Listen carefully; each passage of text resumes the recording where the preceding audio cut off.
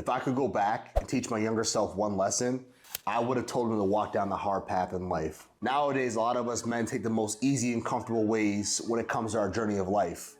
And I really believe that's because we don't want to feel inadequate. We don't want to look into the mirror and say, wow, we're not as adequate as our ego might think. So I'm here to tell you that if you avoid the hard path in life, more than likely, you're never going to achieve the amount of success you want. You're never going to get the girl you want. You're never going to be able to get any sort of accolades that actually matter. Yeah, you might get some sort of participation ribbon, or you might get a fucking employee of the month at your fucking job. You'll never have anything that's permanent that will last longer than just when you're alive. Throughout my life, I noticed one thing. The greatest rewards come from the greatest sacrifices.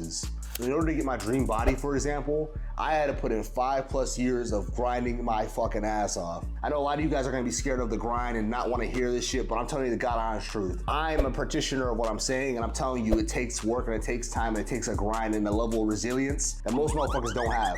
I'm not gonna sit here and tell you guys some random ass theory about how you can get things done easily. It's not easy. Not every day is gonna be easy as a man. Not every part of your life is gonna be something that you enjoy doing. I think I hate 80% of the work that I do on a daily basis, but as a man, I must do what I need to do each day. In order for my name to carry meaning in the future, I have to do things that no one else wants to do. If you can't see and believe what's gonna happen for your future, you're gonna ultimately give up. When you believe in God and you have faith, you're not just running on survival mode at that point, but you're running off of pure hope and pure resilience in who you are and what God can do for your life. I really believe as men, God puts a lot of barriers in our way to our life, because without these barriers, we would never cultivate a character that's worth mentioning.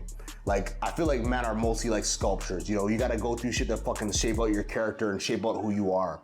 With women, not so much. If a woman's more of like a glass, once she breaks, she has shatters forever. And I know a lot of you guys, similar to me, have had a lot of trauma in life, had a lot of pain that we had to go through involuntarily, but those things make us who we are. My high school experience was not the best. I went to high school, I was pretty much a nobody, I was invisible, I was consistently being shit talked. It was definitely a struggle being a boy at the time. You know, I didn't know much about self-improvement. I didn't know about having self-confidence. A lot of the way I felt was predicated on what people thought about me. And it took me a lot of work after high school to get to this point where I'm at now, where I feel like I'm the shit, because I really put the work in and really built my character to a certain extent. The moral of the story is that if I didn't go through that pain during high school, I would have never had a chip on my shoulder that says, you guys don't define who I am. Y'all boys can't put me in a fucking box.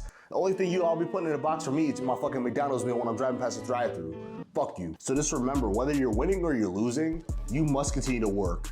One of the biggest and hardest tests that I face going down the path of success is consistent test about who you are. Whenever you declare you want to be something, I feel like God gives you certain challenges that brings that out of you. So if you guys have watched any of my videos, you know I'm really about self-respect and holding your integrity no matter what. So recently I had a girl come over on Friday, right? This girl blatantly disrespected me, and I like this girl a lot, man. Because I approached her in real life. I bagged her up. We went on a couple dates. Plus, on top of that, it was around that time I was about to. But she blatantly disrespected me to the point where I had to kick her out. And it crushed my soul having to kick her out, because there was no other choice, you know? I felt like Omni-Man.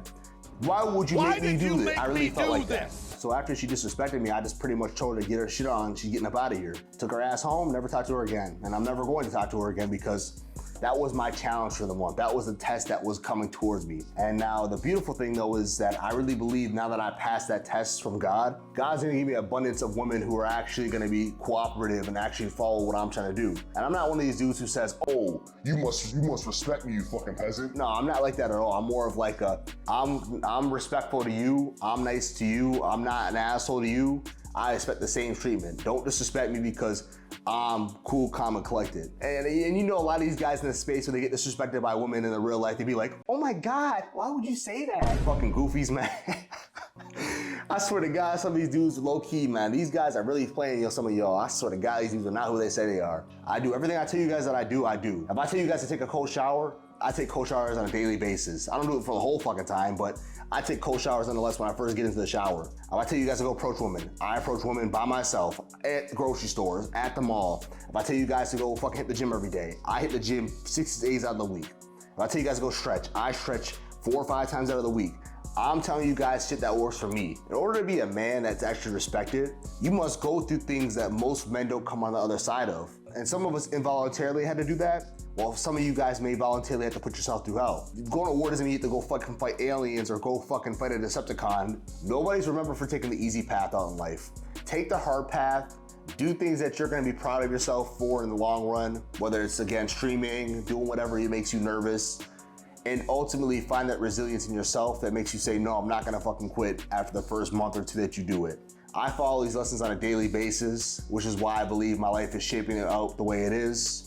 Lastly, before I let y'all go, I just wanna thank each and every single one of you guys who supported the last video. It's pretty much just the 7 traits of a loser and how you become a loser over time. But that video there really got me some traction again, and I really appreciate you guys actually tuning into that and really showing that support.